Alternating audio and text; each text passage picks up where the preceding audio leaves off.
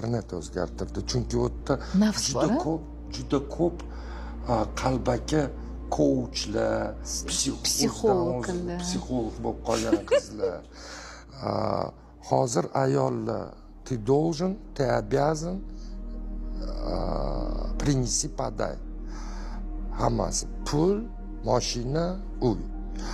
Lekin evaziga men erkinman deyishadi. Yo'q, bu noto'g'ri. Evazdagi erkinlik noto'g'ri. Javob kerak.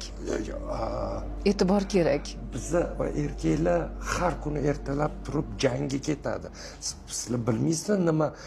Men misol uchun xohlardimki, har bitta ayol hachaba bir marta hayotida, hachaba bir marta erkakni ichida bir kunni ichida ichidan nechta narsa o'tishini his qilishini xohlardim.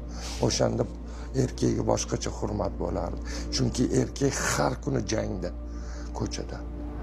Ayol uyda jangda-da. Bola, chaqa, ish.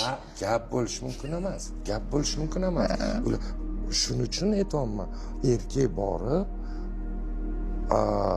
misol uchun ovga chiqib, o'qigan narsasini uyga olib keldi. Shu payt ayol uni tabassum bilan kutib olsa, u yana ertasi kuni borib bunaqa hayvondan 10tasini olib keladi. Конечно. Bizga Shukr. Da erkakga ko'p narsa kerak emas. Ozgincha hurmat, ikkinchi quloq bo'ldi. Tushundim sizni. Boshqa любой erkakdan so'rang. Hurmatini joyiga qo'yib qo'ysangiz, quloqini tinch qilsangiz, hech qachon, hech qayerga